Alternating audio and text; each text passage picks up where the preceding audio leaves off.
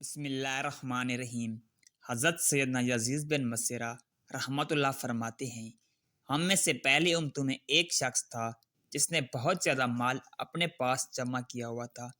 اس کی اولاد بھی کافی تھی، طرح طرح کی نعمتیں اسے میسر تھی۔ کثیرہ مال ہونے کے باوجود وہ انتہائی کنجوس تھا کہ اللہ پاک کی راہ میں کچھ بھی خرچ نہ کرتا۔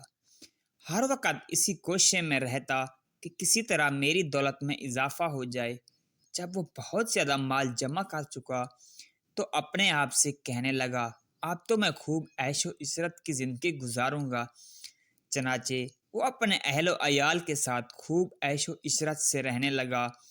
بہت سے نوکر ہر وقت ہاتھ باندھے اس کے حکم کے منتظر رہتے۔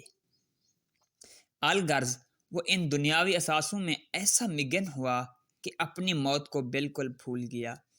ایک دن مالک الموت حضرت سیدنا عزرائیل علیہ السلام ایک فقیر کی صورت میں اس کے گھر آئے اور دروازہ کھٹکھٹایا۔ غلام فوراً دروازے کی طرف دوڑے اور جیسے ہی دروازہ کھولا تو سامنے ایک فقیر کو پایا۔ اس سے پوچھا، تو یہاں کس لیے آیا ہے؟ مالک الموت علیہ السلام نے جواب دیا، جاؤ اپنے مالک کو باہر بھیجو، مجھے اسی سے کام ہے۔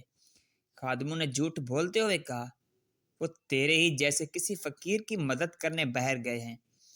حضرت سیدنا مالک الموت علیہ السلام یہ سن کر وہاں سے چلے گئے۔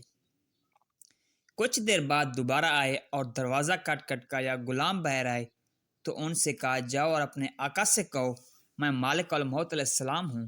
جب اس مالدار شخص نے یہ بات سنی تو بہت خوف زدہ ہوا اور اپنے غلاموں سے کہا، جاؤ اور ان سے بہت نرمی سے گفتگو کرو۔ اس کے خادم غلام باہر آئے اور حضرت سیدنا مالک الموت علیہ السلام سے کہنے لگے، آپ ہمارے آقا کے بدلے کسی اور کی روح قبض کر لیں اور اسے چھوڑ دیں، اللہ پاک آپ کو برکتیں عطا فرمائے۔ حضرت سیدنا مالک الموت علیہ السلام نے فرمایا، ایسا ہرگز نہیں ہو سکتا۔ پھر مالک الموت علیہ السلام اندر تشریف لے گئے اور اس مالدار شخص سے کہا، تجھے جو وصیت کرنی ہے کر لے، میں تیری روح قبض کیے بغیر یہاں سے نہیں جاؤں گا۔ یہ سن کر سب گھر والے چیخ اٹھے اور رونا دھونا شروع کر دیا۔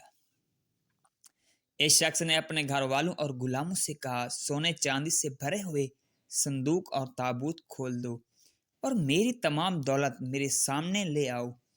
فوراً حکم کی تعمیل ہوئی اور سارا خزانہ اس کے قدموں میں ڈھیر کر دیا گیا۔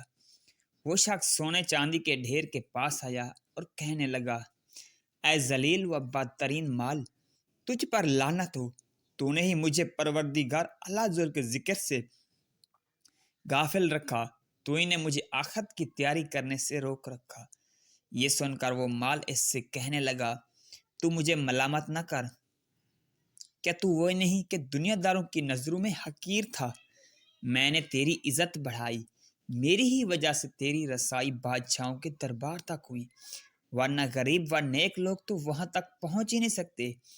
میری ہی وجہ سے تیرا نکاح شہزادیوں اور امیر زادیوں سے ہوا، ورنہ غریب لوگ ان سے کہاں شادی کر سکتے ہیں۔ اب یہ تو تیری بدبختی ہے کہ تو نے مجھے شیطانی کاموں میں خرچ کیا۔ اگر تو مجھے اللہ ذل کے کاموں میں خرچ کرتا تو یہ ذلت و رسوائی تیرا مقدر نہ بنتی۔ کیا میں نے تجھ سے کہا تھا کہ تو مجھے نیک کاموں میں خرچ نہ کر؟ آج کے دن میں نہیں بلکہ تو زیادہ ملامت و لعنت کا مستحق ہے۔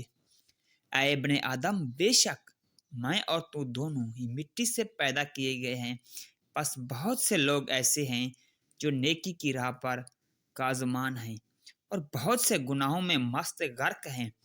امام ابن جوزی رحمۃ اللہ فرماتے ہیں، گویا مال ہر شخص سے اسی طرح کہتا ہے، لہٰذا مال کی برائیوں سے بچ کر رہو اور اسے نیک کاموں میں خرچ کرو۔